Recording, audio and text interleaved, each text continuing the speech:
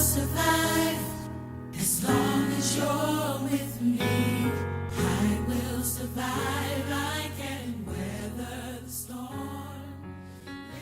I am a 20 plus year survivor, and things have really gotten better.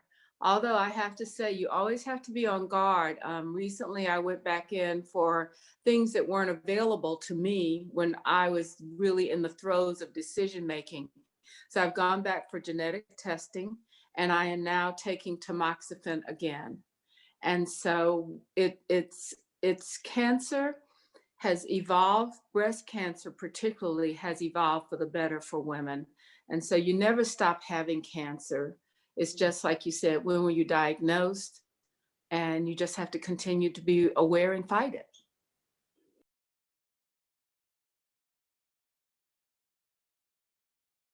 You asked me what I would say to someone on a journey for breast cancer.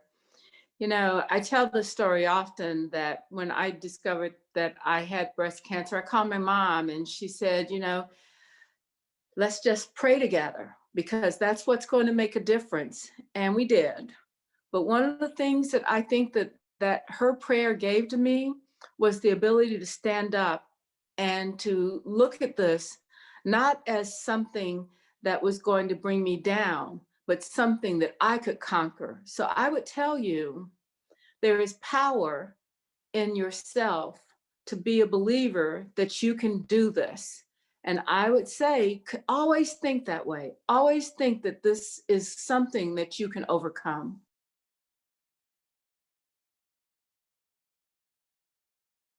My treatment plan was pretty simple. Given the options that I had a mastectomy and I had reconstruction.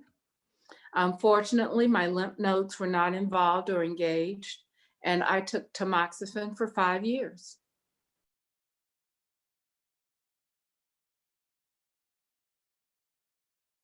I'm going to tell you my greatest regret about support system.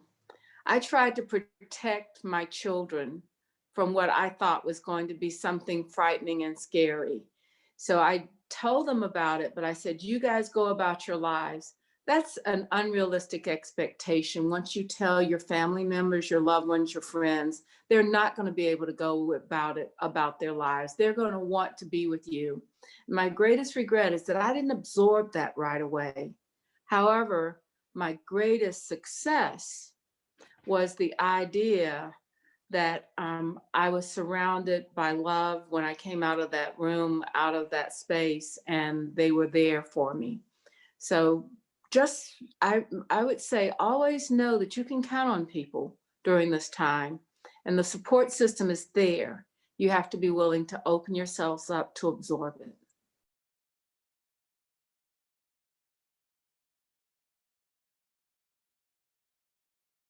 You know, it's really interesting because all of my life, my mother had 8 sisters. There were 9 girls, 11 kids, 9 girls.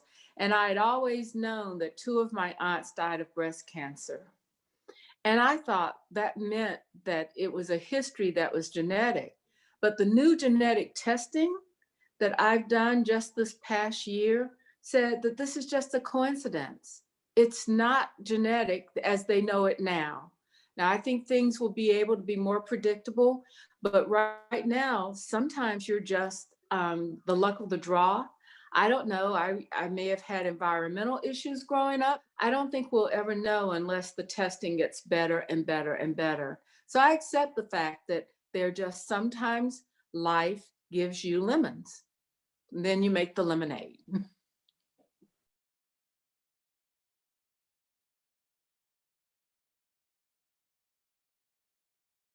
You know, advice is often freely given. I'm not so sure that it's worth what you get, and it is free. So I would say this about advice. I think you have to know yourself, and you have to know where you stand and your own personal journey.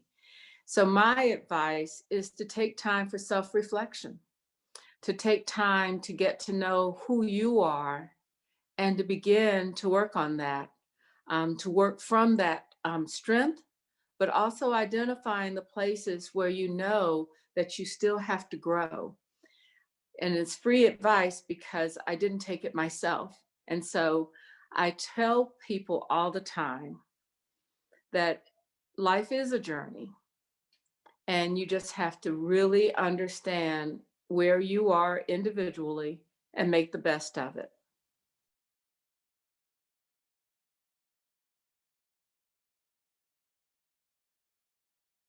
You know, as a survivor, you often think about, well, what is cancer going to do to make you different? And I don't think that I became different as a result of cancer.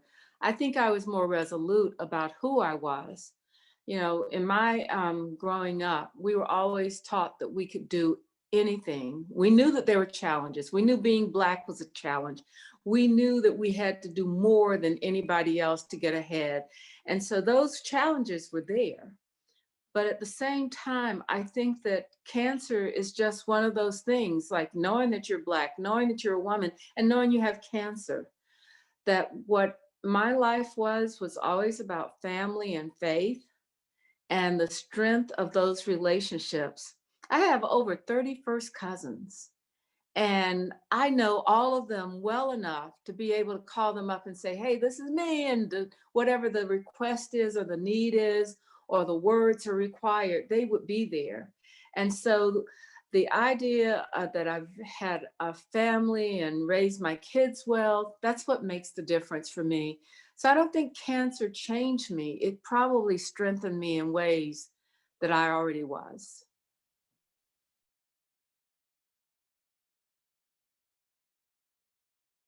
No, you have. The calendar is phenomenal. I just really appreciate, getting to know you guys. It's just been an honor. So thank you.